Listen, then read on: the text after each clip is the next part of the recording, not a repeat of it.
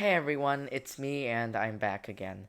So, I've been studying Chinese for a while and you might think that my English skills might have faded away.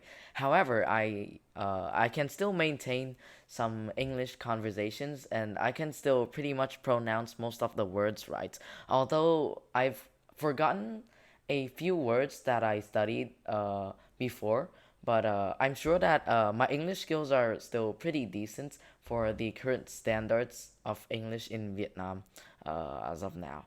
So my experience studying Chinese, it was not really, it didn't really have the best start. So to start off, I was really used to the way of speaking English. So Chinese, it's actually closer to Vietnamese. But during my secondary school days, I actually used English more than I did with Vietnamese because I would use English for speaking at school every single day. I would watch English media and I would basically every single thing I do is uh, has English involved with it, which is why I'm really clinged on to English. So when I moved on to Chinese, it was rather new.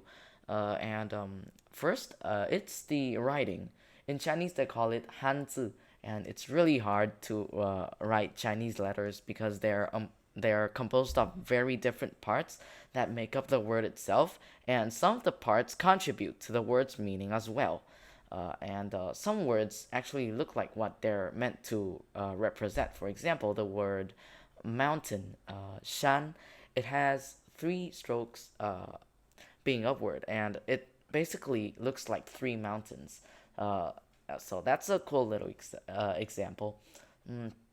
Another issue I have with studying Chinese is that the grammar, it is really hard. Um, although it's hard, right? I do find its similarities with English. It's the way its grammatical system works. It's actually closer to English than Vietnamese, which is kind of surprising. So since I'm pretty decent at English, at first I thought the grammar wasn't going to be that hard. Although after studying for a while, I quickly learned it the hard way because aside from having to remember the structures of the grammatical structures of sentences, I also have to search up new words constantly every single day because I'm just really not that good in at memorizing Chinese letters because there's just something about them that I just can't get right. So, however, there is a bright side to it. My teacher did say that my pronunciation in Chinese is actually kind of good for someone at my level.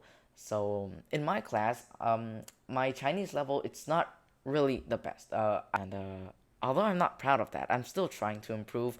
But there are still a lot of other obstacles that I have to face, which are maths, physics, and a bunch of other subjects.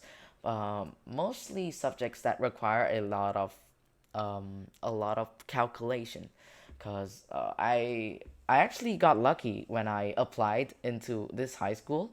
So during my math exam, I did manage to sneak off a few answers, which is kind of how I got my scores boosted. But overall, my math skills they're not really that great, and neither are my Chinese skills. When I use Chinese, I would always have to prepare a script and read it beforehand in order to record it. For example, when my mom's recording Chinese videos, I have to do that every single time because I just can't remember a Chinese paragraph that lasts for 3 minutes. It's kind of impossible for me to do something like that. Plus, although I think I will be able to do something like that in the future when my Chinese gets better, since my teacher's also raising the stakes.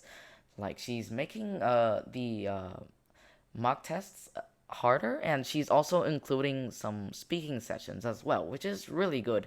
Although now I think it highly depends on me and my discipline, since sometimes I kind of procrastinate and I can't get my work done. So I think now my main goal is to focus on Chinese, especially the writing and grammar, and also try to memorize as many words as I come across. So I think that's all that I want to share with you guys about my experience studying Chinese and how my English it's still there. So thank you for listening, and once again, uh, maybe I'll do more English videos in the future.